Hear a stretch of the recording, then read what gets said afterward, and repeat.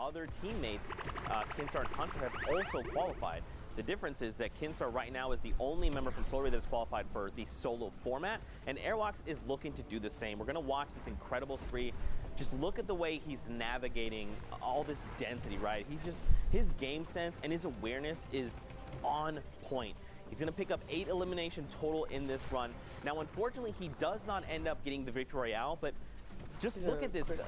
He's unbelievable. Once he gets going, it's very difficult for him, for anyone to stop him. Now, we're going to see his untimely demise here. He is going to go and try and challenge a player. He's going to pick them off, and he does get traded back out. Now, keep in mind, though, he did make top 5. What are you watching? Now, I'm watching the solo week because 9 he used the Flint Knock to shut down Mexium on the high ground. And then just look at the HP from everyone else. He has HP advantage. He's so confident. He's just going to dive down and try and go for the challenge. Even if the player had traded out, he would have been in a pretty good state either way. So it was a pretty good game for these players. Courage it's fine doesn't know what to do. Everyone's showing it big, making plays. Insane right there. To have the confidence to drop on down. Look at the other guy's sneakers. Guys, I'm not going to hold this up. We've got our final games from the European region. Who will make it to the Fortnite World Cup Finals? Let's find out. Me? No, I'm kidding. Thank you so much, Courage. Also, just want to give a shout out real quick to the guy running the AR wall. Whoever picked the screen that was right there, the way the 2 lines lined up with the black 4. Yo, I was sitting here and I'm like, shot. So, when are you going back to your, we'll give a bunch of love to the observers. Give him some love right there. Great screen. But now we're on board again. These are I hit Champion League absolute final matches. Queue times are done. We are in Europe, 8 spots up for grabs for the Fortnite World Cup Final. This is your last opportunity. If you are one of the best, you need to prove it right now, so or you will not be on that stage. Wait, what day is it tomorrow? With Tfue, with X2 Jordan, with Stompy, and 6J trying to make a case for being there as he picks up Zgrin and then gets on his rotation. Absolutely ridiculous. Between games there, while everybody was watching the quick replay analysis, Sundown and I were talking about the different regions and just how certain aspects of each region stand out, and I think it's unanimous agreement that Europe has some of the best technical Fortnite and some of the most aggressive play that I think we've ever seen, and it is so much fun to talk about and so much fun to watch because these players are playing on a level that I don't think you have to imagine back in the day when Fortnite was, it was the battle royale portion was in its, early days. No one imagined the game would get to this. You can't possibly have said, oh yeah, one day we're gonna watch players, the technical skill and building and quickly editing and dropping in through floors and pushing walls and doing all these things, everything that they do. No one would have imagined it was going to come to this. The quick edits and push through Kai's and picking up the first Elam. It's things like this. You could not have told me this is what Fortnite was going to evolve into. And you have to admit, whether you love or hate the game, no matter what you think about it, how things have changed and grown is fantastic to see. People are really pushing the technical skill that I think Fortnite has to offer in a way that no one could have predicted. I mean, it's actually absurd to me, and like I said, I've been able to be a part of the process from playtesting through all of this. You've been around since the beginning. Yeah, I've never would have fathomed that players were doing this. I think one of the first things when I saw this, I was like, oh, it's good because you can be aggressive because you can like build at someone in your own cover. You don't just like hide behind a wall and stuff. And now it turns into instead these guys are built in mansions, in skyscrapers, in the span By the way, of 2 the reason why I'm watching this is because like I want to how to do better, shot all in the span of 0.2 seconds. So I'm like, all right, you're playing a different game than me. Yeah, right right there. Sky taking away Yarkos' ceiling with a single shot, double replaces it, double edits down, and then pushes in the space of nearly a half second. He gets it 50, or I was about to say 57, but 60 points now as the top 15 does literally just take over. The player gets taken down in Sky. He's creeping up into that qualification range. Again, top 8 players will go, and this is the last shot. How they earn the points, top 25 is 3, top 15 is 5, top 5 is 7, the Victory Royale is 10, each Elam is 1, and Skype certainly knows that. He's been playing absurdly aggro. If he hits you, he wants to go. You saw for just a second in there a quick attempt at maybe a heavy sniper shot, but he realized it wasn't loaded, opted back to try and push through the ramp instead. Very quick thinking on Skype's part, the swap out for the combat shotgun instead of the tac.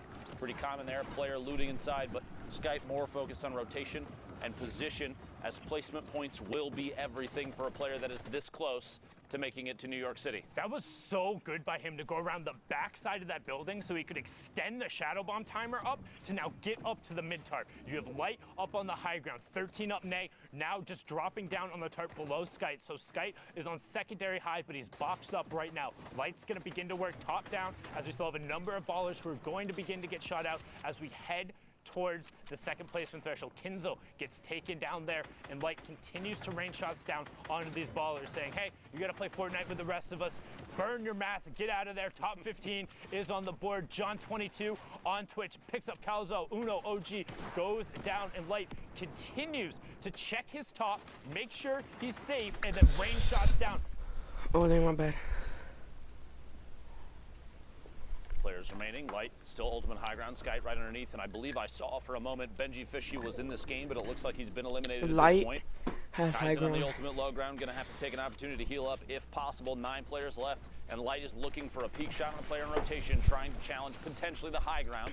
The pyramid of the play underneath kind of signals to me maybe not pushing up just yet, and I think Light realizes that, taking a chance to look down at maybe other players in the move, and yeah, he sees another one. Lagging. There's a scent of potentially elimination. Light getting challenged for high ground now. It's Rafty. Rafty's going for it and then drops back down, realizing he's not going to be able to take it. Pops the shadow form and goes all the way down to the far side. We're nearing the top 5. Now, one thing to keep an eye on, look at the points next to the names. 56 on Light, 64 on Skite. This is for a trip to New York City, as Light is able to pick up 59 there. They want everything they can. 6 Shades gets Rafty, but Skite trades it right back out and loops back into the zone. Die. Skite on the edge of the mountain tries to find the jump pad, and he gets it going to the sky.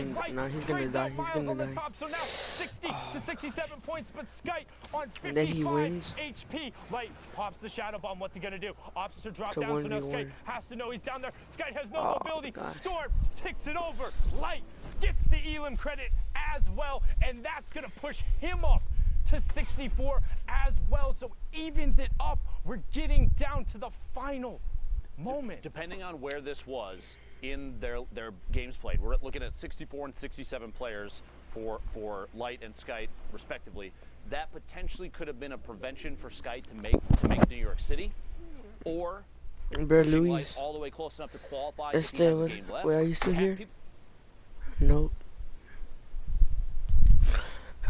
I was about to say something. The Victory Royale, it can mean the difference. We saw it, I think, last week in NA East, a team just literally fighting the last second, the very last match, and the fact that one team took the win is what put them in the placement to make New York City. It was week 6 duos, and it was RBK versus the Cooler Boys. The Cooler Boys ended up winning the 2v2 from the low ground, got the Victory Royale, and the 3-point difference from the Victory Royale, not even the Elims, was enough to deny the RBK Boys the spot. So when we talk about high impact eliminations, high impact engagements, and everyone mattering, when the queues are closed, these are the last matches on the server, so not exactly live, but about 5 to 10 minutes delayed.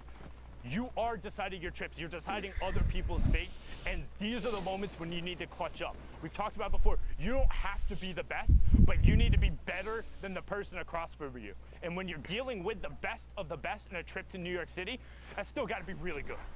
Yeah. And that's why I'm here behind the desk and not at the game. I'm so glad these guys are so good. They make our job so incredibly easy. And like, so much fun. If the gameplay was really difficult, it'd be hard, but it's so hype. You guys are so good. Just shout out again one time, #Fortnite World Cup, to all of the players who have competed in the arena, in the tournaments, on Saturday, on Sunday.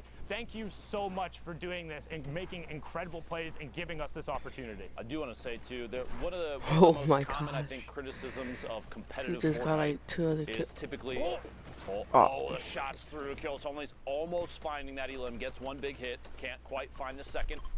Exotics does pick that Elim up. I was gonna say, one of the most common criticisms of competitive Fortnite is, everybody's sitting in 1x1s, not doing anything. You know, it's kind of slow play from time to time.